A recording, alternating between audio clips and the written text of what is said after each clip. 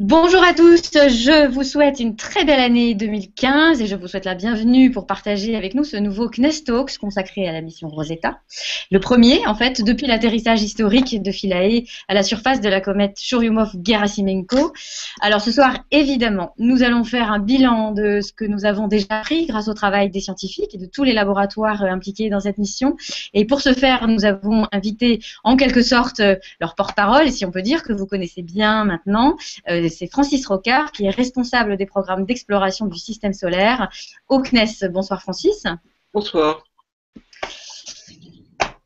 Alors, ce n'est certainement pas nécessaire de le rappeler, mais on va le faire quand même, on va se faire plaisir. Le 12 novembre dernier, le monde entier a suivi les rebonds du petit robot Philae sur la comète 67P, une histoire à rebondissement, littéralement, pour laquelle le public s'est passionné, mais au-delà de l'incroyable prouesse technologique, c'est bien de science qu'il s'agit. Philae a activé tour à tour ses différents instruments, a engrangé, envoyé des données avant de s'éteindre, temporairement, on l'espère. Et depuis, la communauté scientifique travaille avec ces données, celles fournies également par la sonde qui est en orbite autour du noyau. Alors, qu'est-ce qu'on a appris? Est-ce qu'on est surpris?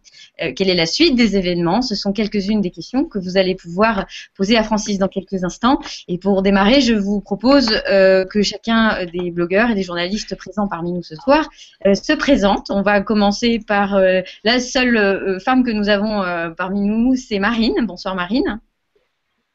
Bonsoir, donc voilà, je m'appelle Marine Martin-Lagarde, je suis passionnée de spatial depuis toujours. Je participe à ce titre à divers événements sur le thème du spatial, comme les CNES Tout Up ou les CNES Talk. Je suis en dernière année à l'ESTACA Levallois en spécialité spatiale, c'est une école d'ingénieurs. Et je suis, entre autres, je fais partie de l'équipe d'organisation de cette année du Space Up X, qui se tiendra à Palaiseau à la fin de l'année. Merci beaucoup. Arnaud? Oui, écoutez, bonsoir à tous. Moi, je suis dans l'informatique professionnellement et puis sinon dans l'univers du spatial par passion, surtout blogueur sur Twitter. Vous pouvez me suivre sur @Arnaud Vicari, tout attaché. Voilà. Merci beaucoup. Ensuite, nous avons Bruce, pardon. Bonsoir Bruce.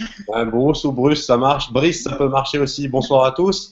Voilà, moi c'est marqué, hein, donc Bruce Benamand, de la chaîne YouTube Y Penser, on peut me suivre sur YouTube, Facebook ou Twitter, hein, voilà, je parle de science.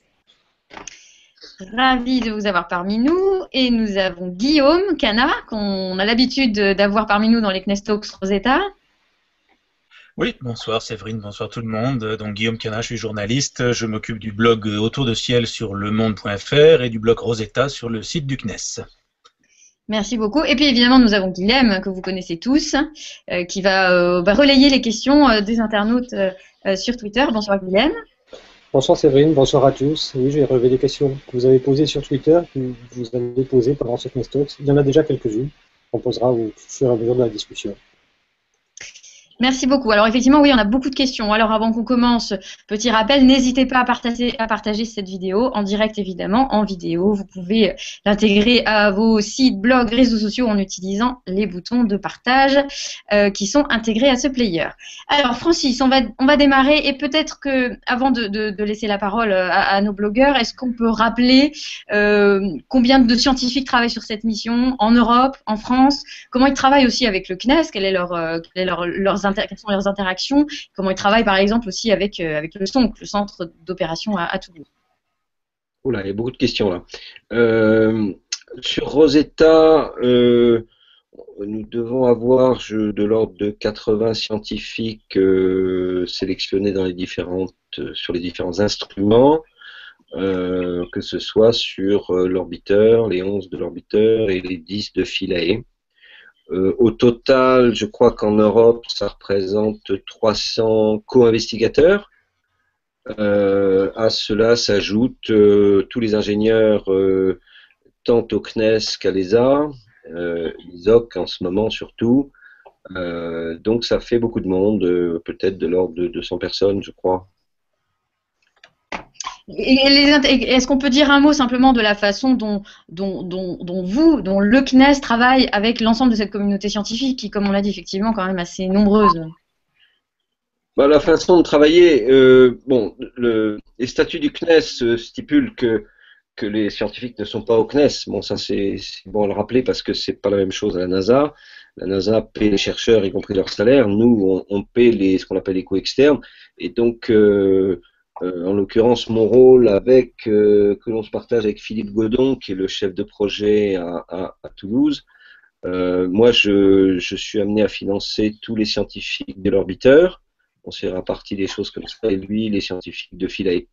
Donc, on leur apporte les ressources financières pour travailler, pour voyager, ça voyage beaucoup, pour faire les calculs, pour les simulations, et puis avant, ça a été pour construire les instruments, bien sûr. Et en plus, on a développé le SONC, qui est le Science Operation Navigation Center, donc il y a l'aspect scientifique. Donc on a coordonné la FSS, la First Science Sequence de Philae, qui était la séquence sur la pile. Bon, il a fallu d'ailleurs la modifier en catastrophe parce que on n'était pas dans le scénario nominal. Et on prépare actuellement la LTS, Long Term Science, c'est-à-dire l'activité qui aura lieu, du moins on l'espère, si ça se réveille, à partir des panneaux solaires et de la batterie. Et le SONC actuellement est très actif sur différents aspects. Donc, comme on a fourni les batteries, en gros, je vais être très francophile, mais il faut quand même dire que sur Philae, tous nos sous-systèmes ont parfaitement fonctionné.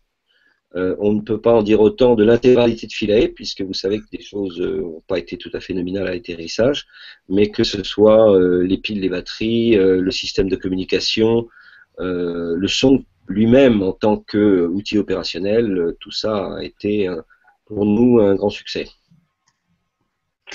Alors Arnaud, pour rentrer dans le vif du sujet, je vous propose, on a quelques questions et notamment, c'est vrai qu'on se pose la question de l'état de santé de Philae, Rosetta. Alors Arnaud, lance. Exactement, oui, parce qu'effectivement, Francis, bonsoir. J'avais la question de savoir, en fait, après déjà une bonne décennie dans l'espace, Rosetta et Philae, mais essentiellement maintenant Rosetta, du fait que Philae soit en sommeil temporairement, espérons-le. Comment maintenant les instruments qui n'ont cessé de fonctionner durant les mois d'approche de la comète vont-ils et continuent-ils de fonctionner nominalement, à savoir que je pense à, par exemple, certains instruments d'échantillonnage, dû au plus fort dégazage qui commence à apparaître depuis la comète, continuent à fonctionner ou pas, ou est-ce qu'il y a des procédures de recovery au cas où il y aurait un souci sur cela? Je parle essentiellement de Rosetta à l'heure actuelle. Comment il se porte et comment la suite de la mission est pour Rosetta vis-à-vis de la longue durée de traitement des instruments? Alors sur Rosetta, à ma connaissance, tous les instruments fonctionnent bien. On a des petits soucis, on pourra en parler sur certains d'entre eux, mais tous sont... Bon, la caméra fonctionne parfaitement bien. Oui, des images d'ailleurs, c'est posté récemment. Oui, des images, on en a. Peut-être pas assez au goût de certains, ça on pourra y revenir, mais donc cette caméra fonctionne très bien. Non, tous les instruments fonctionnent. Alors on a un souci sur Cosima. Vous savez, Cosima c'est un gros instrument, c'est un gros spectromètre de masse par temps de vol. On collecte les grains sur une petite cible et puis on tire au canon à ion sur le grain pour en faire de la spectrométrie de masse par temps de vol. Donc c'est l'un des deux instruments importants, puisque je vous rappelle que l'un des objectifs très forts, très importants de Rosetta, c'est de connaître la nature, la composition moléculaire de ce matériau organique qui est assez universel sur la comète. Aujourd'hui, on ne connaît pas sa nature. Et Cosima va le faire depuis l'orbiteur, COSAC depuis Philae. Et aujourd'hui, les deux instruments n'ont pas encore vraiment, c'est moi qu'on puisse dire, donné les résultats qu'on attend. Il y a eu des soucis de bruit sur Cosima. C'est pas clair de savoir quelle est l'origine de ce bruit. Ça complique le traitement. Et par ailleurs, il y aurait eu un truc assez bizarre, une espèce de pollution issue de Rosetta. Mais tout ça est à confirmer. Qui affecte l'interprétation des données. Donc, en clair, ils ont des spectres de masse, mais ils ont un peu du mal à les traiter. Juste pour faire une parenthèse, le GCMS de Huygens, qui mesurait la même chose, mais à bord de Huygens sur Titan, a sorti sa publication au bout de 5 ans. Parce que, d'abord parce qu'ils n'ont pas eu beaucoup de signal, et ils ont voulu exploiter au maximum le signal obtenu, et finalement ça a mis 5 ans à sortir. Donc ça a été un petit peu long, bon, et au final un peu décevant d'ailleurs quand même. Sur Cosima, je pense pas que ça sera décevant, parce qu'ils ont beaucoup d'informations. On sait que, juste une anecdote, la première fois qu'ils ont tiré sur un grain, le grain a brusquement disparu.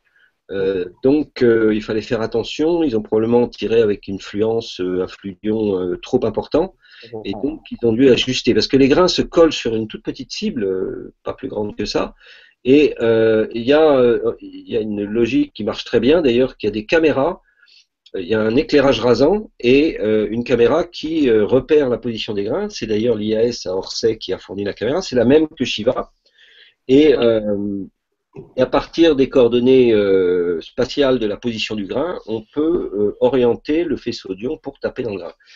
Et Cosiscope, d'ailleurs la publication sort en ce moment dans Nature, donc je pense qu'il y a essentiellement des résultats de Cosiscope où on voit la nature des grains. C'est très intéressant, ils en ont 3000 déjà, des grains, et les grains atteignent 400 microns, sont extrêmement fragiles. Ils se posent à des vitesses extrêmement lentes, très inférieures au mètre par seconde, et néanmoins ils s'écrasent. Et on voit que ces grains sont constitués eux-mêmes de tout petits grains de taille, probablement de quelques dizaines de microns, qui eux ont l'air des petites billes. Bon, en fait, ils ne sont pas bien résolus, mais il y a, voilà, la nature du matériau est extrêmement fragile. Et il y a des phénomènes électrostatiques qui jouent au moment où on tire au canon à ion, et dès que le grain décolle, il y a un champ électrique et hop, le grain s'échappe et disparaît. Donc, néanmoins, je ne peux pas vous en dire beaucoup plus parce que ça n'a pas été publié et c'est en cours d'analyse. J'ai des colonnes de chiffres, mais donc oui, il y a des chiffres. Ça continue malgré tout de pas trop mal fonctionne, et même après un voyage et plusieurs mois de traitement de données, déjà à pleine charge en tout cas pour Rosetta. Oui, oui, non, c'est bon. On avait des craintes sur Cosima, pour tout vous dire, le système de la source d'ion qui est, je crois, du fer 56 liquide. C'est une source à pointe liquide. On avait des craintes qu'elle s'oxyde. Bon, en fait, elle ne s'oxyde pas du tout, et nous avons des ions, donc Cosima fonctionne. Pas de souci. Après, il faut interpréter correctement les données, et tout va bien. Le point, c'est que surtout les gens de l'ESOC à Darmstadt sont extrêmement prudents pour ne pas mettre en danger Rosetta. Donc, plus la comète va devenir active, plus on va s'éloigner de la comète. Donc, on va passer de 10, puis 20, puis 30, puis 40 km. D'où le fait, mais ça on y reviendra tout à l'heure, que l'espoir de rechercher Philae par des survols, notamment celui de la Saint-Valentin, vous savez qu'il y a un survol à 6 km qui a lieu le 14, eh bien, ce survol aujourd'hui n'est pas destiné à rechercher Philae. C'est vraiment dommage, mais aujourd'hui, c'est pas prévu. D'accord. Alors justement, Marine voulait poser une question à ce sujet. Oui, bonsoir. Alors, voilà, moi, le mois dernier, on en avait parlé au mardi de l'espace, et l'état des lieux, c'était Rosetta cherche Philae, chez Philae cherche la verticale. Est-ce qu'aujourd'hui, on sait plus précisément où se situe Philae, quelle est son orientation par rapport à son environnement, et est-ce qu'on en sait plus précisément là-dessus? Pas beaucoup plus, un petit peu quand même. On ne sait pas précisément où est Philae. Les recherches par l'Osiris, vous connaissez l'histoire, ils ont trouvé un Philae, puis un deuxième, puis un troisième. Bon, en fait, ça veut dire qu'ils n'ont rien trouvé du tout. Philae est en général dans l'ombre, et quand c'est dans l'ombre, ben, on ne peut rien voir. Les rares moments où Philae est un peu au soleil, ben, il est qu'un peu au soleil. Donc on voit un tout petit bout, et donc c'est pas les meilleures conditions pour le trouver. Et et les quelques cas où ils ont cherché dans une infractuosité à l'ombre, ils ont zoomé là-dessus, ils ont regardé très fort, ils ont pensé l'avoir trouvé, mais encore une fois, ils en ont trouvé 2 ou 3. Donc aucun n'est définitivement attribué à Philae. Et on n'a pas d'autre solution, c'est-à-dire qu'on n'a pas de solution de type, comme ça se fait sur Mars, d'utiliser la télémesure, l'effet Doppler pour localiser, etc. Ça marche pas du tout. Donc on n'a que la caméra aujourd'hui pour localiser précisément Philae. Et ce n'est pas fait. Et comme je viens de le dire, le survol du 6, sauf si M. Fred Jensen modifie drastiquement toute la planification. J'ai lu un papier ce matin où il disait que la décision allait être prise avant la fin de la semaine, mais j'ai peur que la décision soit négative, parce que ça induit beaucoup trop de contraintes. Et d'ailleurs, il y a eu un vote du SWT, Science Working Team, où les PI étaient partagés sur l'intérêt de trouver Philae par rapport et les conséquences que ça a sur le programme scientifique de l'orbiteur, et notamment la perte de retour scientifique, parce qu'on va tout désoptimiser, et versus on change rien. Et donc j'ai peur que ce survol du 14 soit dans la version on change rien. Guilhem, une question du public. Oui, une première question du public a été posée sur Google+, de Ziatouat, à propos de la morphologie de la comète, qui donc semble être une surprise donc, depuis juillet dernier. Est-ce que vous pensez qu'elle sera plus sphérique et moins chaotique après son prochain passage si près du Soleil? Plus sphérique et moins chaotique après son passage auprès du Soleil? Ah, sûrement pas. Sûrement pas. Elle est comme elle est bilobée. Est-ce que c'est 2 morceaux qui se cassent?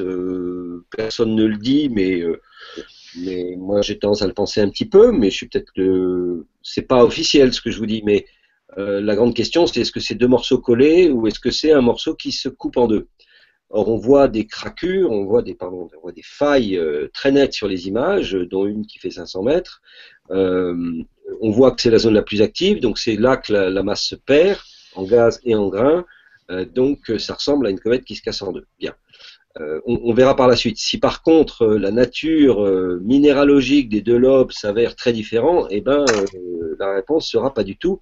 Ces 2 morceaux qui, s'étant collés, sont fragilisés à l'endroit où ils sont collés, et donc même si ça se casse, c'est 2 morceaux collés. Pour l'instant, les deux affaires sont ouvertes. Par contre, au point de vue de la morphologie, ça ne peut aller que de mal en pire. Vous savez que on a déterminé une porosité de 70 à 80%, donc c'est bourré de vide à l'intérieur. On ne sait pas si c'est des grandes poches ou si c'est des zones entre grains. C'est probablement certainement les zones entre grains. Est-ce qu'il y a des grandes poches? Ça voudrait dire qu'il y a des grosses poches de gaz qui tout d'un coup passent en phase de la phase solide à la phase gazeuse. Tout ça n'est pas bien connu. Mais ça se traduit par des effondrements de terrain. Et on voit des terrains complètement affaissés un peu partout, les pits, ce qui s'appelle les pits en anglais.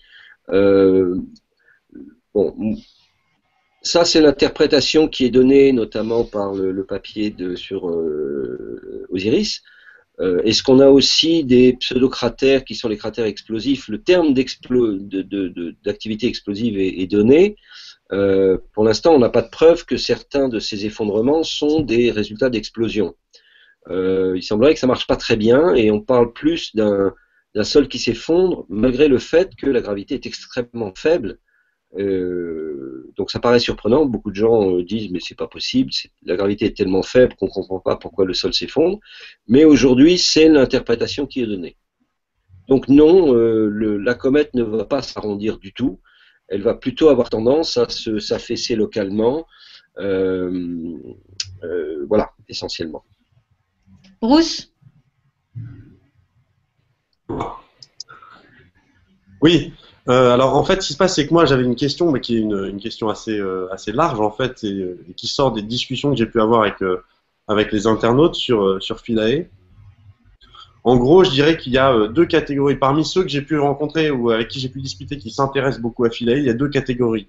Il y a ceux qui s'intéressent à ce qu'on va obtenir comme résultat pour déterminer, pour en savoir plus sur l'origine du système solaire, et ceux qui s'intéressent aux résultats pour savoir si ça va peut-être nous aider à comprendre comment la vie est arrivée sur Terre. Voilà, donc ce sont des grandes questions. Et donc moi ma question est la suivante, c'est est-ce que l'objectif de l'étude de Philae correspond un petit peu à ça ou pas, et est-ce que on avance sur cette voie, ou est-ce que au vu des résultats qu'on a pu avoir, on se dit bah finalement on découvre peut-être plein de choses très intéressantes mais qui ne nous amènent pas du tout dans cette direction. Alors, je crois que étudier une comète, c'est au départ s'intéresser à ces objets les plus primitifs du système solaire qui sont formés il y a 4,56 milliards d'années. Le fait qu'ils soient extrêmement sur les objets les plus riches en glace du système solaire, sauf peut-être les satellites glacés autour de Saturne et autres, et surtout et également les plus riches en carbone. Le fait qu'ils soient extrêmement riches en glace au pluriel est la preuve qu'ils n'ont jamais chauffé. Et donc s'ils n'ont jamais chauffé, ça veut dire qu'ils n'ont pas évolué, donc on a affaire à un matériau primitif, primordial, et c'est ça qui nous intéresse au premier chef, pour comprendre comment le système solaire s'est formé. La question par exemple que c'est Jean-Pierre Vivring qui utilisait ce mot, il disait moi quand je vois les images de Shiva, ce fameux panorama que tout le monde connaît maintenant, il dit bah voilà, on voit les planétésimaux. Alors qu'est-ce que c'est les planétésimaux? Je vous rappelle que c'est le premier stade de formation des planètes par un processus qui est uniquement lié au collage des grains les uns sur les autres, sans aucun effet lié à la gravité. Les grains sont beaucoup trop petits, il n'y a pas d'effet gravitaire à ces tailles-là, et les planétésimaux ont des tailles qui atteignent typiquement le kilomètre. On se demande si on va pas trouver sur cette comète justement cette distribution d'objets qui devrait être uniforme, puisque obtenue par collage de tout petits grains les uns sur les autres. Au-delà, il y a des processus plus violents qui sont le fait que si par exemple un corps donc au-delà de cette taille du kilomètre, la gravité commence à rentrer en ligne de compte, et à ce moment-là, c'est des corps un peu plus gros qui s'entrechoquent, qui peuvent également se coller. On l'a bien vu sur Itokawa, on voit des morceaux qui sont visiblement qui sont venus se coller sur la surface, mais on a aussi des chocs qui peuvent être plus violents et qui cassent tout. Et à ce moment-là, ça brise intégralement l'objet. Néanmoins, gravitationnellement, ces objets tourbillonnent les uns autour des autres, et tout ça se réagglomère, et ça forme ce qu'on appelle le Hubble pie. Et là, on a affaire à un objet, et on est au-delà du kilomètre, on est dans le domaine qu'on pourrait appeler protoplanète, où on pense qu'on a un mécanisme plus violent dans lequel la gravité et on aurait affaire à des blocs collés les uns aux autres. C'est pour ça que CONSERT est important de ce point de vue-là, puisque c'est CONSERT, le radar de Philae et de Rosetta, qui doit nous donner la nature homogène ou de type Hubble pie, empilement de blocs sur cette comète. Et ça, c'est extrêmement intéressant pour connaître les mécanismes qui ont eu lieu au début de la formation du système solaire. Et il y a quand même pas mal d'incertitudes sur ce domaine, et on attend beaucoup de Rosetta sur ce plan. Après, vous avez la nature du matériel organique dont j'ai parlé, plus le fait que on dit souvent que la nébuleuse était une nébuleuse de gaz et de poussière, donc ça veut dire que ces poussières étaient présolaires. D'où l'intérêt de présolaire, signifiant que ces poussières se sont formées dans la nébuleuse avant même qu'elle ne s'effondre, donc dans le milieu interstellaire. Et donc on aurait accès à des grains de poussière de type interstellaire. Vous savez, c'est un peu le Graal des gens qui étudient les météorites. C'est ce qu'on appelait les CAI, les inclusions blanches ou diverses choses, où on cherche beaucoup à avoir accès à ces grains présolaires. Il y en a très très peu dans les météorites, mais on arrive à en repérer quelques-uns. Ça nous donne une information unique, puisqu'on n'est pas capable d'aller prélever ces grains dans le milieu interstellaire, bien sûr. Après, vous avez l'autre grande question qui est un peu plus applicative, qui est la question de l'eau et du carbone sur Terre. Et moi, quand j'ai commencé à faire de l'astronomie, il y a longtemps, on va dire, il y a déjà plus de 2 décennies, le modèle, c'était la Terre a dégazé de façon naturelle parce que c'était chaud, et donc il y a une différenciation, et tout ce qui voulait bien passer en phase gazeuse dégazait, et ça a formé l'atmosphère primitive de la Terre. Ben, ce schéma, même s'il est vrai, aujourd'hui, le consensus dans les planétologues, c'est de dire oui, mais cette atmosphère, la Terre ne l'a pas gardée. Donc l'eau, les gaz, tout ça est parti.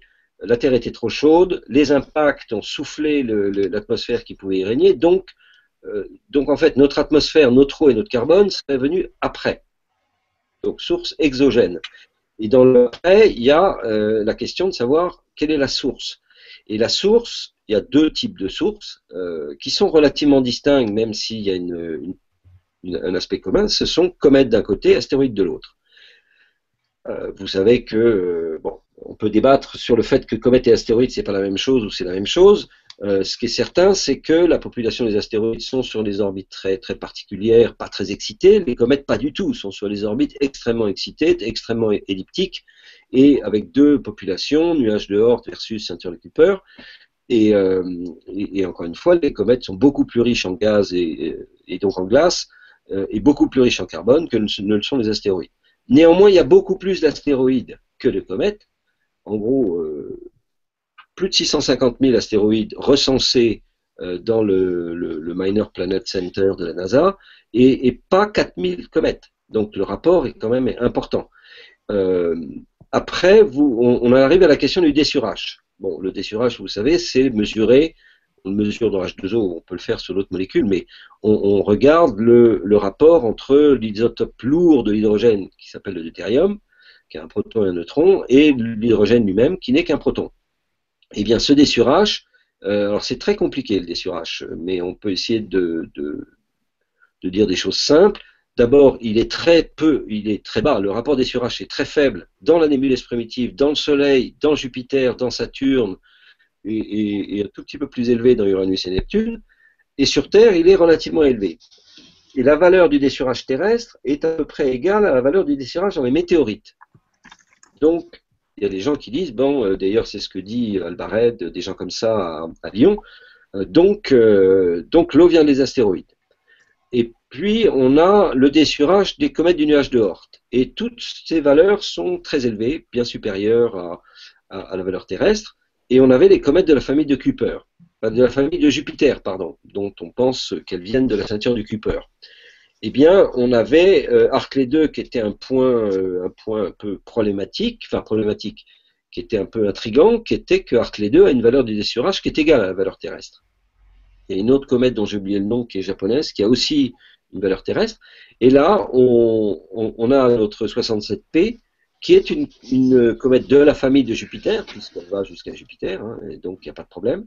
Et là, boum patatras, pas du tout. Le dessurage de 67P est le plus élevé jamais mesuré. On a 3 fois la valeur terrestre. Alors, on n'y comprend plus grand-chose. Ce qu'on peut dire, ça c'est facile à dire, que l'eau de la Terre ne vient pas de la comète Churyumov. Ça c'est sûr, on peut le dire. Encore que, on peut aussi argumenter que le dégazage primordial n'a pas été totalement soufflé. Donc on a un apport par le bas par le dégazage primordial, par le haut par les comètes, la moyenne c'est la valeur terrestre. Bon, franchement, aujourd'hui on ne peut pas très bien conclure et on a une dispersion énorme. Là-dessus, il faut quand même distinguer les mesures faites très précises comme celle de 67P de la comète de Halley par Puma et Peia, qui étaient les instruments de type Cosima qu'il y avait sur Vega et Giotto. Ces valeurs sont très précises parce que c'est la spectrométrie de masse. Il faut distinguer cela des valeurs mesurées par télédétection, notamment avec zut, j'ai oublié, Herschel. Et là, vous voyez que les barres d'erreur sont quand même beaucoup plus importantes. Mais bon, si on croit aux barres d'erreur, les valeurs sont significativement beaucoup plus élevées. Conclusion de l'histoire, pas de conclusion.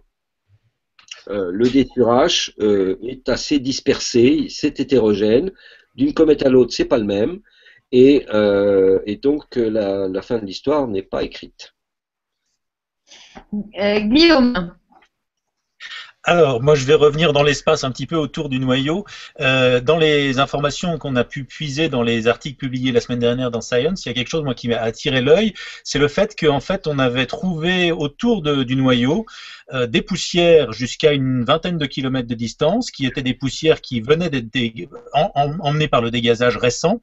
Et puis, plus loin, à plus de 130 kilomètres, on a trouvé un autre nuage, halo de poussière beaucoup plus grosse, puisqu'on parle de morceaux qui peuvent aller jusqu'à 50 cm, voire 1 mètre d'envergure, et qui auraient été des poussières, en fait des blocs éjectés lors du dernier périhélie, et qui seraient restés en orbite autour du noyau. Est-ce que ça, c'est quelque chose qu'on connaît, qu'on imaginait déjà, ou on découvre réellement cette possibilité avec 67P?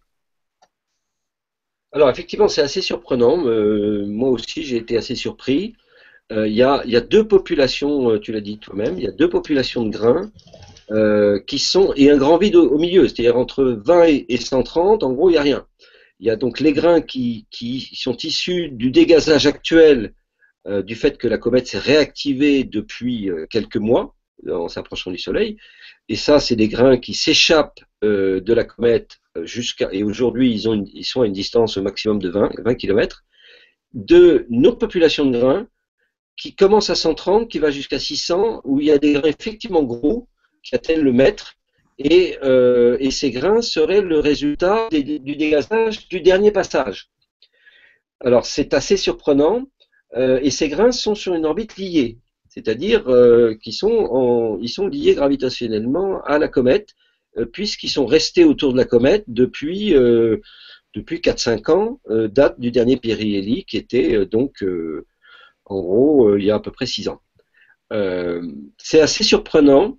Bon, d'un autre côté, les grains de poussière, on sait qu'ils sont poussés par la pression de radiation. Or là, des grains de 2 mètres, là, c'est pas poussé. Là, les très gros comme ça, ils sont pas poussés par la pression de radiation. Donc, s'ils sont liés, ils sont relativement stables. L'un des arguments des auteurs, c'est Giada et Osiris qui ont fait la publication, c'est de dire que ces grains se sont stabilisés à ces distances quand le dégazage de la comète, en quittant le Soleil, l'émission des gaz s'est arrêtée, et ce gaz était un peu perturbateur. Vous savez que le gaz s'émet à des vitesses extrêmement fortes, hein. On mesure des vitesses de 700 mètres par seconde pour le gaz, qui entraînent les grains. Donc les grains sont des lourdeaux un peu très très lents.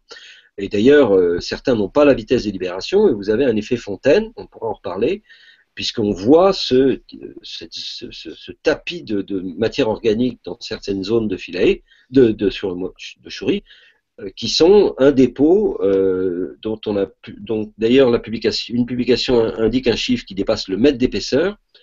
D'ailleurs pour Philae, on a craint à un moment, il y a eu un peu une panique sur le thème, mais c'est pas le rebond qu'il faut craindre, c'est l'enfouissement. On va s'enfouir dans un dépôt de poussière de plusieurs mètres d'épaisseur, on va disparaître là-dessous, donc il ne faut pas activer l'Active Descent System, l'anti-rebond, donc les harpons ne servent à rien, panique générale. Bon, en fait, personne n'a paniqué, c'est vrai que c'était une crainte, mais au point où on en était, on n'allait pas modifier le scénario comme ça en catastrophe. Nous, on a tapé dans une zone de 20 cm. Et d'ailleurs, on s'est posé, après nos multiples rebonds, dans la zone où nous sommes actuellement, où l'épaisseur serait d'environ 15 cm. Donc on n'a pas une zone très épaisse de matière organique molle, qui est vraiment bien molle. Mais après, je vous rappelle quand même que les grains, on les retrouve d'une part dans la queue des comètes, bon ça c'est assez banal de le dire, mais il ne faut pas oublier non plus que les grains, c'est les pluies d'étoiles filantes. Et or, les pluies d'étoiles filantes, c'est des grains qui arrivent très longtemps après que la comète soit passée. Donc on dit toujours qu'il y a un tore de grains qui se promène sur la trajectoire d'une comète, et c'est comme ça que tous les étés, au 14 juillet, on épate la galerie en regardant les étoiles filantes. Donc tout ça montre que les grains ont une dynamique propre liée à leur taille. Il y a l'effet Poynting-Robertson qui les fait spiraler vers le Soleil, il y a la pression de radiation qui les éloigne, donc tout ça crée une dispersion des grains. Et voilà. Donc et là on vient d'observer un phénomène qui n'avait jamais été observé parce qu'on n'est jamais resté près d'une comète comme ça, à des distances de 100 km. On n'avait pas vu ça sur Halley, on est passé tellement vite, vous allez me dire, et c'est assez surprenant. Marine. Oui, j'aimerais revenir, on en a parlé un petit peu tout à l'heure sur ce qui va se passer au périhélie, donc quand la comète va passer au plus près du Soleil. Est-ce qu'il y a des expériences qui sont prévues, qui sont spécifiques à cette stade de l'émission, et est-ce qu'on a des hypothèses sur ce qui va se passer au niveau de la comète et pour Rosetta et Philae à ce moment-là? Alors, bon, le périhélie, en soi, il va pas se passer simplement, c'est le maximum de l'activité. Donc c'est probablement le moment où Rosetta sera le plus loin de la comète pour des raisons de sécurité. Mais on ne s'attend pas à des choses particulières, sauf qu'on va passer par ce maximum. Ce qui est intéressant, c'est d'étudier, et d'ailleurs si on veut résumer Rosetta en une phrase, c'est étudier l'émergence de l'activité, je rajouterais étudier la décroissance de l'activité. Ce que l'on sait, notamment avec L-BOP, qui était une comète extrêmement intense, on a cette courbe de l'émergence et de la décroissance, et c'est pas symétrique. Donc c'est intéressant de voir ce qui se passe pendant qu'on s'approche du Soleil, mais aussi quand on s'éloignera. Ça c'est une remarque. Donc concernant Rosetta, voilà, bon, simplement on passera au maximum et on continuera à observer comme avant. Concernant Philae, vous savez qu'on est dans l'ombre, qu'on a finalement un gros souci à la fois de température et d'énergie, et donc les prédictions actuellement seraient que on va pouvoir, le calculateur va rebooter au printemps, que le transpondeur va se mettre en route plutôt vers avril, mai, juin, mais ça sera des fausses alertes, ça sera des preuves de vie, et on ne pourra, enfin moi c'est un petit peu ma conclusion, c'est qu'on ne pourra effectivement travailler avec une batterie un tant soit peu chargée que autour du périhélie, c'est-à-dire juin, juillet, août, septembre, peut-être octobre. Voilà, donc Philae en termes d'activité scientifique, ça sera de part et d'autre du périhélie et pas beaucoup plus. Et est-ce que justement c'est pas le moment le plus risqué pour Philae si c'est le moment où la comète sera plus active? Oui et non. Avant, souvenez-vous, avant on disait qu'on allait mourir en mars. Je ne sais pas si vous vous souvenez, c'était le discours qu'on donnait parce que on allait mourir de chaud. Or, on est dans l'ombre, donc on a très froid. Philae a mesuré moins 165 degrés juste en dessous de là où il est. C'était effroyablement froid. Une des questions qu'on s'est posées à Rome la semaine dernière, c'était est-ce qu'on n'est pas mort? Il semblerait qu'une électronique, même plongée en azote liquide, si elle est off, peut résister. Donc les électroniciens nous disent bon, normalement ça devrait tenir. Donc on espère qu'on va se réveiller. Mais on a très froid et on va perdre énormément de temps et d'énergie à se réchauffer. C'est pour ça qu'au début, ce sera très long. Et on sera ravi d'être au périhélie parce qu'on aura un tout petit peu plus chaud. L'effet en 1 sur R2 nous donne 6 fois plus d'énergie entre le moment où on s'est posé par rapport au moment du périhélie. Et par ailleurs, on est légèrement dans l'hémisphère sud, donc l'été de l'hémisphère sud se situe tout début septembre. Donc le maximum d'énergie sera tout début septembre, août début septembre. Donc moi je pense qu'on ne va pas avoir de problème de chaleur. C'est actuellement ce que dit le projet Ulamec notamment. Donc on ne craint pas de mourir de chaud et il n'y a pas trop de risques. Voilà. Guillaume. Oui, Francis, est-ce qu'on peut parler un petit peu de la magnétosphère de ce noyau cométaire? Comment une magnétosphère se forme autour d'une comète? Par quelle action? Quel est le rôle du vent solaire là-dedans? Alors oui, ça c'est RPC qui a Rosetta Plasma Consortium qui a fait un papier là-dessus. Et en fait, c'est assez intéressant. Ce qui se passe, c'est que la comète étant active, elle émet des gaz. On savait déjà depuis qu'on étudiait les comètes, depuis fort longtemps, que l'action du vent solaire et des UV ionise le gaz et dissocie les molécules. Et d'ailleurs, c'était le problème de l'étude des comètes, c'est qu'on détectait OH, mais on avait du mal à voir H2O, parce qu'en fait, la molécule était coupée en morceaux avant même qu'elle soit visible depuis l'extérieur, si je puis dire.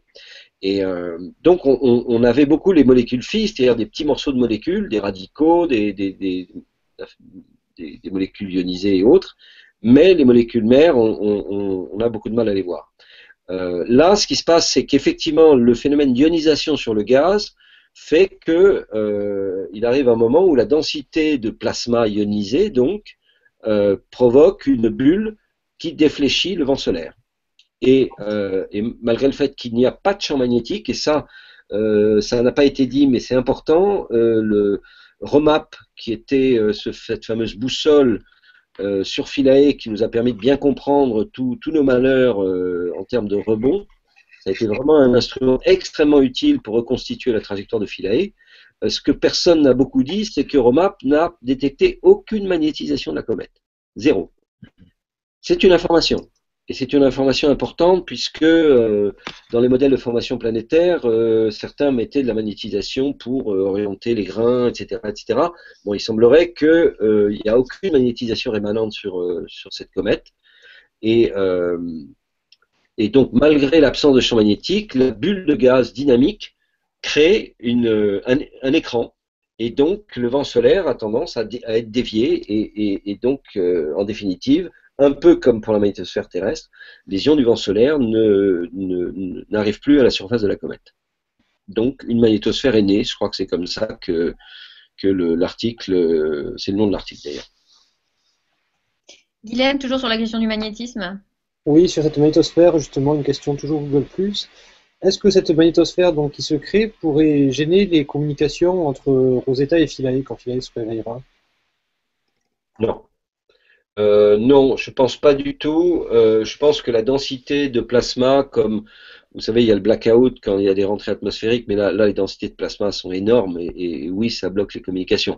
Là, je crois pas du tout que pour l'instant, les communications se passent très bien. On est dedans, Rosetta est dedans et communique parfaitement bien avec la Terre. Donc, je crois pas du tout qu'on ait des craintes de ce côté-là. Francis, je voulais te proposer de commenter une image que Je ne vois pas. as passée tout à l'heure avec des chiffres clés. C'est peut-être intéressant en fait de faire un panorama un petit peu des principales données qui ont été collectées jusqu'à présent. Et ça va peut-être du coup susciter de nouvelles questions aussi. Oui. Moi, je peux pas l'afficher plein écran, hein, c'est pas possible. Bon, mais je la connais un peu cette image et d'ailleurs je vais essayer de la retrouver sur mon ordi. Je l'ai projetée là, mais elle est peut-être un peu petite pour toi. Oui, elle est en vignette. Mais ça y est, je l'ai retrouvée. Cette image me donne un peu les chiffres essentiels de ce qui est connu maintenant. Alors il y a des chiffres qu'on connaissait bien, c'était la masse, 10 milliards de tonnes. On a un volume qui est assez bien connu maintenant, 21,4 mètres cubes. La densité, on est un peu en dessous d'une densité 1,5. Et alors là, la porosité, c'est un chiffre qui est maintenant assez nouveau. 70 à 80% de porosité, c'est extrêmement poreux, d'où ces effondrements de terrain qu'on trouve un peu partout. Les dimensions sont bien connues, on est environ 4 par 4,5 à peu près. Alors oui, il y a Rosina non, c'est Giada, pardon. Giada a fait une estimation intéressante, c'est le rapport gaz-poussière. C'est un rapport en masse, et le rapport gaz-poussière est d'un facteur 4, ce qui est relativement important. Donc on a affaire à une comète relativement poussiéreuse. Voilà, c'est une information intéressante. Bon, le dessurage, la valeur absolue est donnée. La production d'eau, mais vous voyez que c'est... alors, un détail quand même qu'il faut préciser, c'est que les publications de Science qui viennent de sortir ne concernent que l'arrivée sur la comète jusqu'au mois d'août-septembre, pas plus. Donc toutes les informations postérieures font l'objet de publications après. Donc on a des débits d'eau qui sont d'un tiers de litres par seconde en juin jusqu'à un peu plus d'1 litre par seconde en août. Et je ne connais pas le chiffre aujourd'hui, mais on doit être bien au-delà, bien sûr. La bonne nouvelle, mais ça on le savait, on l'a su très tôt, c'est que l'axe de rotation est stable. Donc cette comète tourne proprement, je dirais, autour d'un axe. Il n'y a pas un phénomène de précession compliqué, ce qui ne nous aurait pas facilité la vie pour atterrir. L'effet de l'obliquité est de 52 degrés, donc ça c'est ce qui nous donne la saison. Un été de l'hémisphère sud, tout début septembre. Les températures, ça c'est très intéressant, c'est très variable, et on a surtout ces Miro à 2 canaux, à 0,5 et 1,6 mm de longueur d'onde, Et les mesures de température entre ces deux canaux montrent des différences très importantes de température de l'ordre de 50 Kelvin. Donc cette poussière est extrêmement isolante. Donc cette couche de poussière est extrêmement isolante. Alors moi je suis assez convaincu, et je crois que c'est tout à fait confirmé, que toutes les zones très riches en poussière, un petit peu de type neige de printemps, je ne sais pas si vous voyez ce que je veux dire, sont des zones très peu actives. À l'inverse du coup, la zone principale d'activité, on le sait, c'est le coup, mais il y a plein d'autres zones d'activité par ailleurs. Et c'est probablement une signature, c'est-à-dire que là où le dépôt est uniforme et inchangé, c'est que la comète n'est pas active. Par contre, si une activité se démarre sur cette zone, en fait, toute cette zone de poussière va se désagréger très vite, va former des blocs, et on ne va plus du tout avoir la surface telle qu'on la voit dans les zones de poussière, si je me fais bien comprendre. La température, là aussi, du fait de cette isolation, la température varie énormément en fonction de la profondeur, et on a des températures qui descendent à moins 240 degrés à quelques centimètres de profondeur. Moi, j'ai parlé de moins 165, donc ça, c'est ce que Philae a mesuré. Par contre, au soleil, on peut avoir des températures de surface qui remontent à moins 43, ce qui est donné ici. Donc des températures qui varient énormément. Et d'ailleurs, c'est assez intéressant, l'activité de la comète est extrêmement variable sur le plan quantitatif et qualitatif. La quantité d'H2O varie énormément au cours des 12,4 heures qui est la période de rotation. C'est simplement dû au fait que ça dépend du fait que le coup est éclairé ou pas. Comme c'est là que c'est très actif, si le coup est plein soleil, boum, l'activité est maximum. Et dès que le coup passe un peu dans l'ombre, l'activité baisse. Donc il y a un effet très fort. Et Rosina a mesuré, c'est Rosina je crois, oui c'est Rosina, qui a mesuré le rapport CO2 sur H2O sur l'intégralité de la comète et qui montre que ce rapport varie d'un facteur 10 et notamment que CO2 est prépondérant sur Imhotep, c'est-à-dire Imhotep, vous savez, c'est cette zone qui est en dessous, qu'on voit à peu près, qu'on voit très rarement parce qu'elle est très rarement au soleil, elle est fortement dans l'ombre, et Imhotep émet plus de CO2 qu'H2O. La raison est, à mon avis, assez simple, c'est que simplement c'est beaucoup plus froid. Et étant beaucoup plus froid, le CO2 est gazeux et pas H2O. Oui, c'est ça. Et donc H2O ne dégaze pas. H2O est quand même l'une des molécules, la plus abondante, mais la moins volatile par rapport à CO2, CO ou d'autres. Donc toute la variabilité est probablement, enfin toute, la variabilité est pour beaucoup liée à la température. Alors aujourd'hui, c'est l'hémisphère nord qui est fortement ensoleillé, et comme la saison va changer, l'ensoleillement va basculer au sud, et donc le régime d'activité de la comète va changer, et c'est l'autre partie qui devrait être plus active, et donc là on va voir d'autres évolutions. Arnaud, réaction. Alors, moi, j'avais une question sur la géotopographie. On n'entend pas bien, là, c'est très haché. Alors là, on a beaucoup d'écho. Alors, attendez, ouais. Est-ce que c'est un peu mieux? Un peu. Alors, on va passer en attendant que ça se rétablisse, et éventuellement la question sur le relais. Guilhem. Oui. On avait plusieurs questions sur Twitter, Brigitte, par exemple, Max Becker.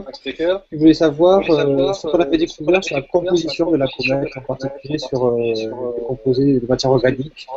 Est-ce que de la même manière qu'on pouvait dire que la comète puait, est-ce qu'on peut lui donner un goût maintenant? J'ai pas compris la fin de la question, mais bon, en gros, la matière organique, qu'est-ce qu'on peut dire? Ça, c'est Virtis fait de la minéralogie infrarouge. Et autour de 2,9 à 3,6 microns, il y a une forte bonne bande d'absorption dont on sait qu'elle résulte de la vibration de CH, essentiellement. CH dans une molécule qu'on ne connaît pas. Mais toutes ces bandes CH, des CH, il y en a partout dans les molécules, donc, et tout ça vibre autour de 3-4 microns. Et c'est universel, c'est-à-dire que toute la comète est riche en matière organique. Ça, c'est un aspect très important. Donc, voilà, il y a de la matière organique partout et aujourd'hui, on ne connaît pas bien sa composition. Ce que Virtis nous dit aussi, c'est que il y a probablement, la comète est probablement complètement anhydre au niveau de la surface, ce qui n'est pas une grosse surprise. En d'autres termes, il n'y a pas de glace en surface. Quand on a un albédo de 6%, c'est pas très surprenant. Néanmoins, les effets étant dynamiques, il n'est pas impossible que certaines zones, d'ailleurs Osiris le montre, il y a des points brillants, il y a même vous avez dû voir ce fameux ovni, ce petit bonhomme qui dévale la pente, là, ce petit ovni, il est quand même bien blanc. Et cet extraterrestre soi-disant, donc il est très blanc. Est-ce que c'est un bloc de glace qui tout d'un coup est passé à l'extérieur, du fait d'activités dynamiques, que sais-je, peut-être. Et de toute façon, si on a de la glace en surface, on sait qu'elle va se sublimer rapidement, donc elle va disparaître. Autre chose, pendant le premier rebond vous savez qu'au moment où on a touché la comète sur Agilkia, d'abord on a touché à 120, 130 mètres du point visé, donc là bravo les mécaniciens spatiaux parce qu'ils ont très très bien fait les calculs. La précision était absolument extraordinaire, surtout après 20 km de descente, c'est pas rien. Donc au moment où on a touché, on a soulevé énormément de poussière. D'ailleurs on voit les traces. Et on a probablement impacté les 3 pieds successivement. Donc on a un petit peu tourné comme ça. C'est pour ça d'ailleurs que les 3 ronds, ça fait un peu Mickey et ses 2 grandes oreilles. Et ces 3 ronds sont un peu plus grands que Philae, donc c'est interprété comme un mouvement un peu rotatif de Philae au moment de cet impact. Mais on a soulevé beaucoup de poussière, et cette poussière est allée partout.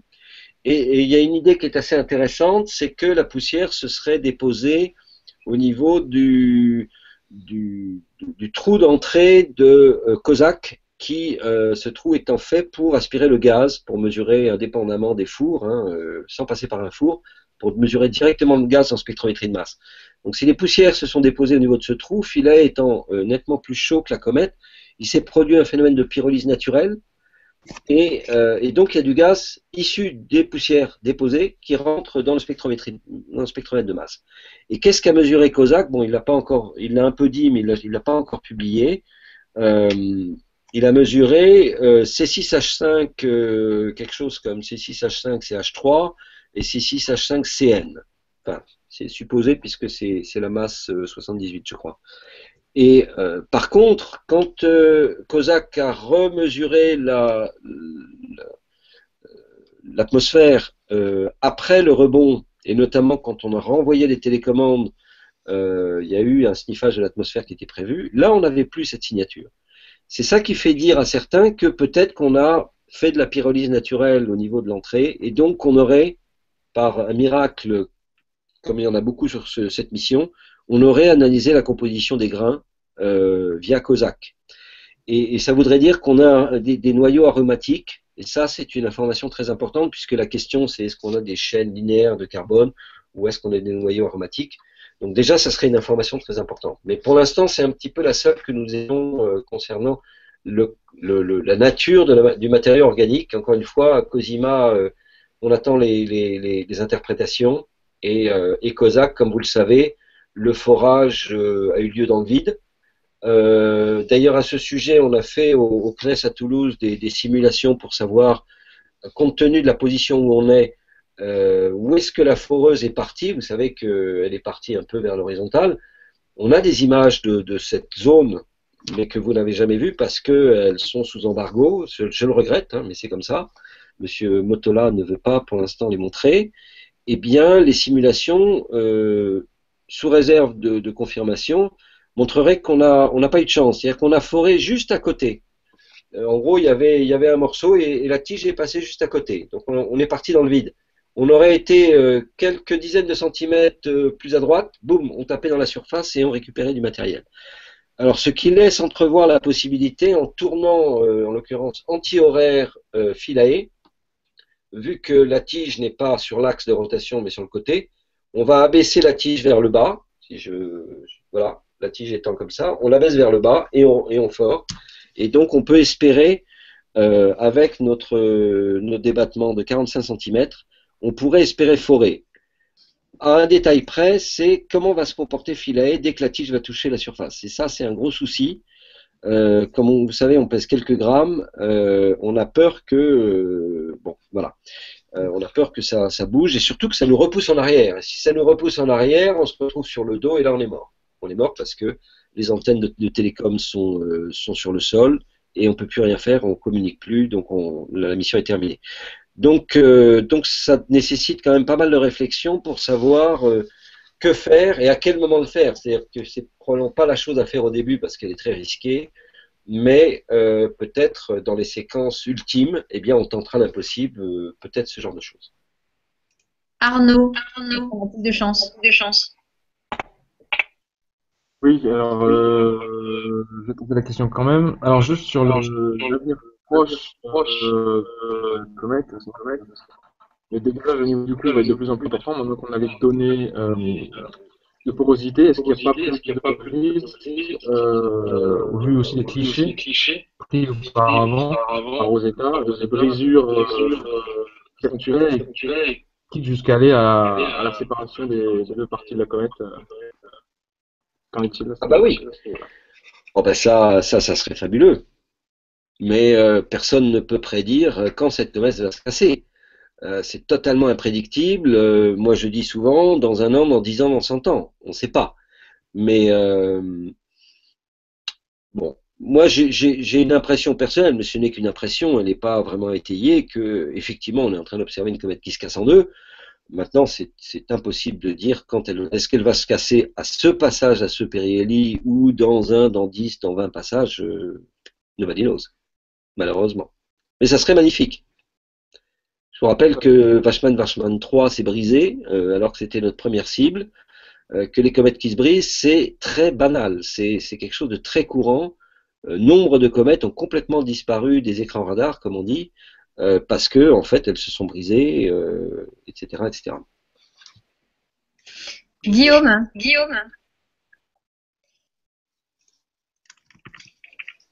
Ah, Guillaume. Il n'y a pas de micro, Guillaume. Non. Voilà, j'ai retrouvé mon micro. Je voudrais revenir à la surface, Francis, et revenir au niveau du coût, parce que c'est une région sur laquelle il y a des formations tout à fait passionnantes, et notamment on a pu voir sur des images diffusées là récemment, enfin des images d'Osiris qu'on peut voir, même si elles sont un peu anciennes, on a pu voir quelque chose qui ressemble à des dunes, comme des dunes sur la surface. Et il y a un autre endroit où on voit des blocs derrière lesquels il y a des traînées, comme si le vent avait déposé quelque chose autour, sauf derrière le bloc. Comment est-ce qu'on peut avoir du vent à la surface d'une comète, du vent horizontal qui suit comme ça? C'est très surprenant et effectivement, quand on dit dunes, ça s'apparente à des dunes. Est-ce que c'est un relief qui est recouvert? Vous savez, si vous avez une espèce de rive et que tout ça se recouvre, ben ça s'apparente à une dune. Mais voilà, est-ce que c'est vraiment une dune formée par le vent? Pas évident. Maintenant, c'est vrai qu'on voit des traces derrière les blocs, et ça, c'est manifestement un effet éolien, on va dire. Bon, il y a quand même du gaz qui souffle, hein.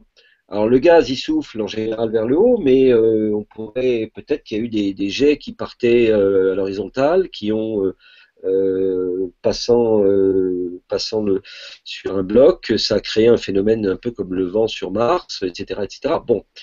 Je ne peux pas en dire beaucoup plus, c'est effectivement surprenant, mais je pense que l'interprétation de ces choses-là sont en cours de réflexion. Guilhem. Oui, j'avais une question. Sur Philae, on a parlé de ce qu'on pourra faire avec Philae une fois qu'il sera réveillé. Mais est-ce qu'on sait quand est-ce que Philae va se réveiller? Est-ce qu'on sait peut-être si c'est déjà réveillé? Comment ça va fonctionner?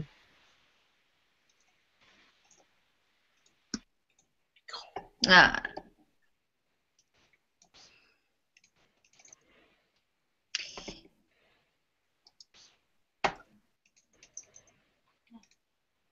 On a perdu le micro là. Oui. Francis, on a perdu ton micro.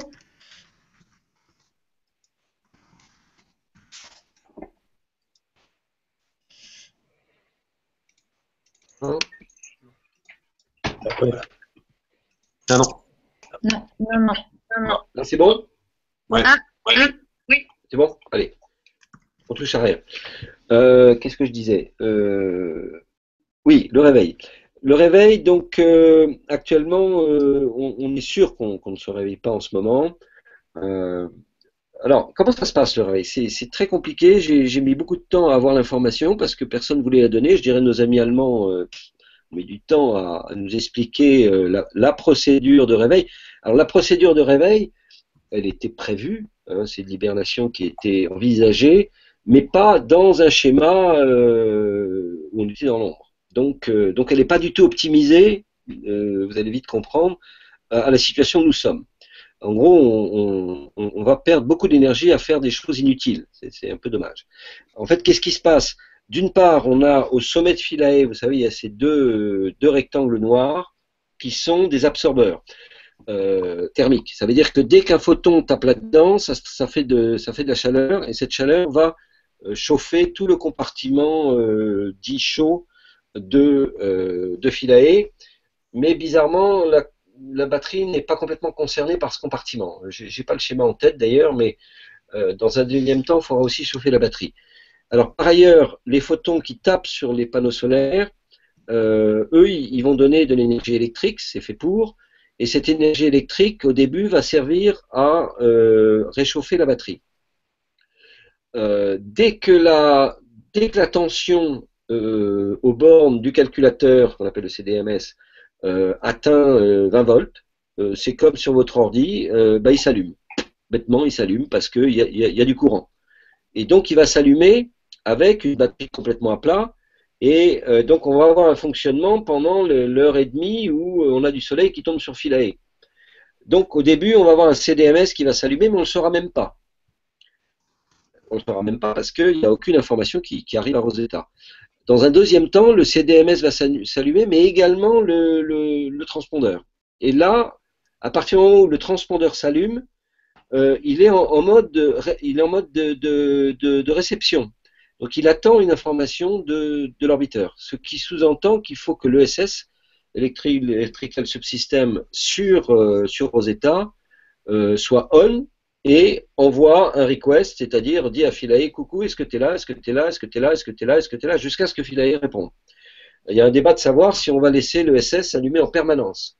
Il y a des gens qui disent, ouh là là, c'est peut-être pas très malin parce que on n'est pas sûr qu'il ne va pas s'abîmer avec le temps. Donc il faut une stratégie un peu plus intelligente pour allumer l'ESS uniquement quand on pense qu'on a Philae dans le champ de vue.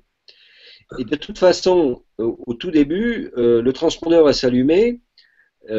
Si par bonheur l'ESS est on et envoie un request, Philae va répondre et boum, la batterie va être à plat et ça va s'arrêter. Donc on aura juste une preuve de vie, ce que j'appelle la preuve de vie. C'est-à-dire que le transpondeur s'est allumé mais la batterie est toujours à plat.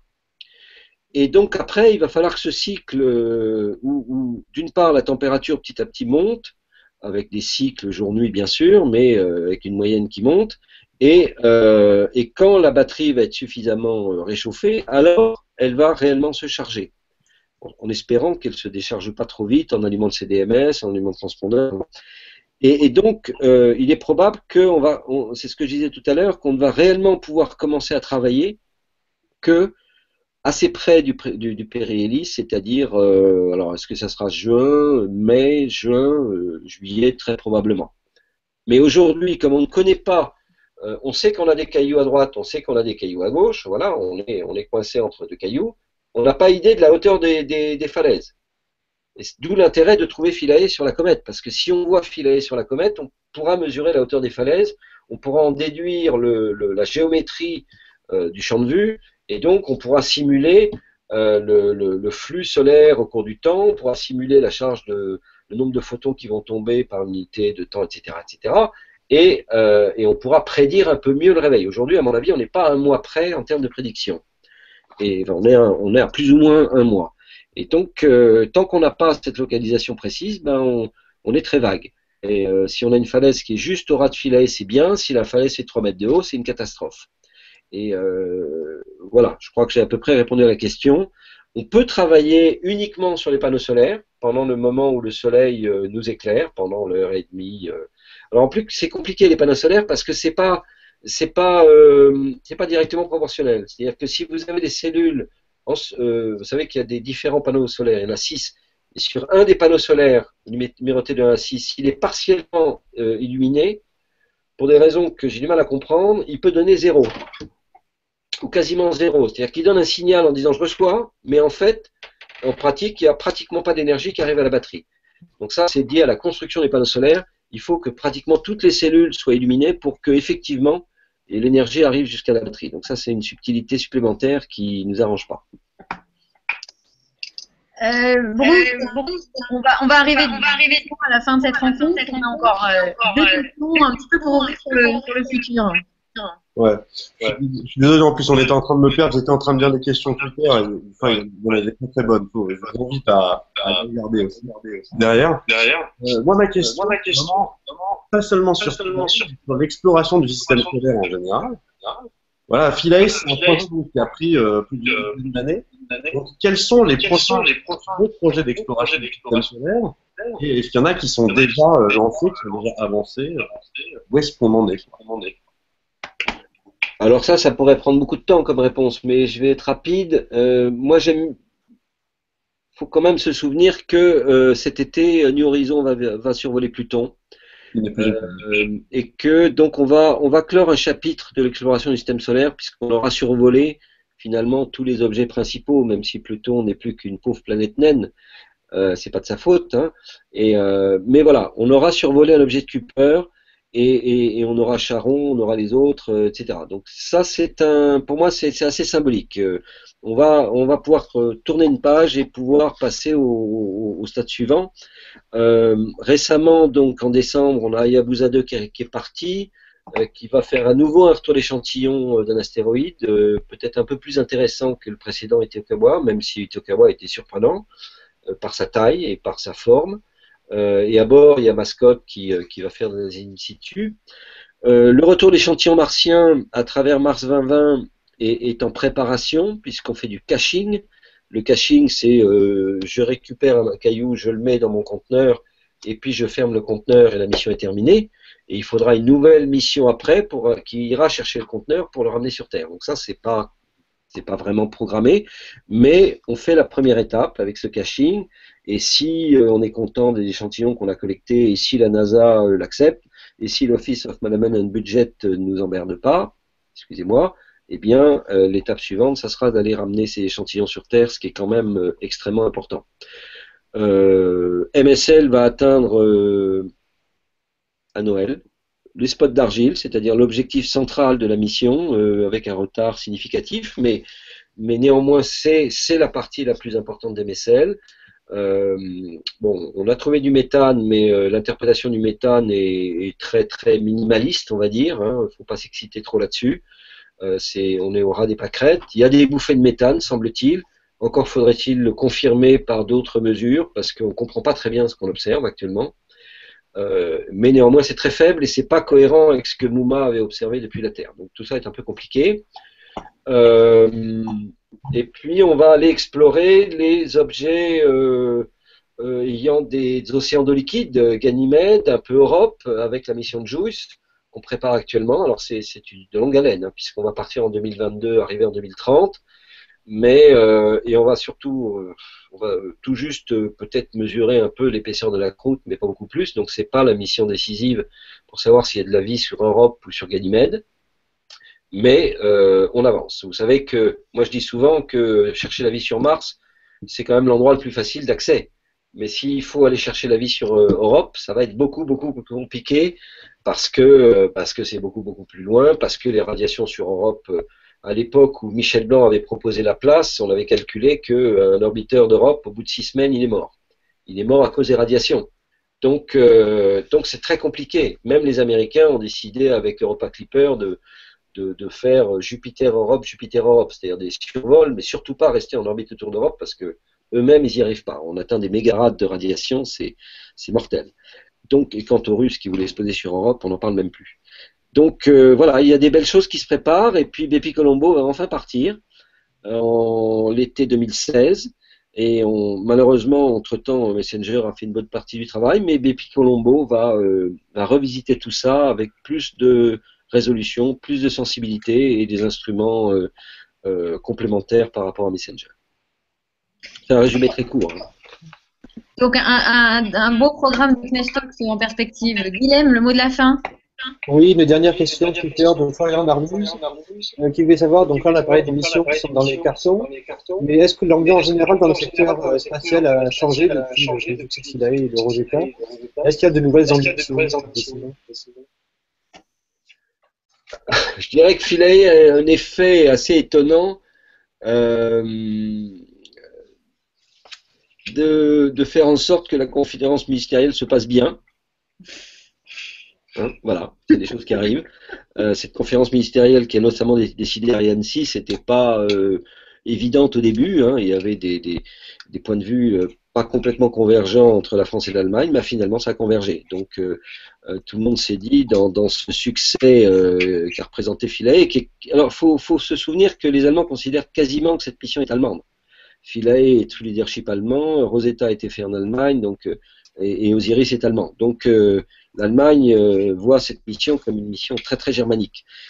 Chacun voit cette mission comme il veut, mais ça a probablement bien fait avancer les choses à la conférence ministérielle. Ça a été un effet cliquet, je dirais. Plus maintenant, le DG de l'ESA est allemand, donc l'Allemagne revient en force. Maintenant, bon, vous savez, des missions de 20 ans, c'est long. Donc la dynamique, si on veut refaire une mission ambitieuse, l'étape suivante après Rosetta, on le sait, c'est le retour des échantillons cométaires. Ça s'appelait Comet Nucleus Sample Return. On sait que c'est très compliqué.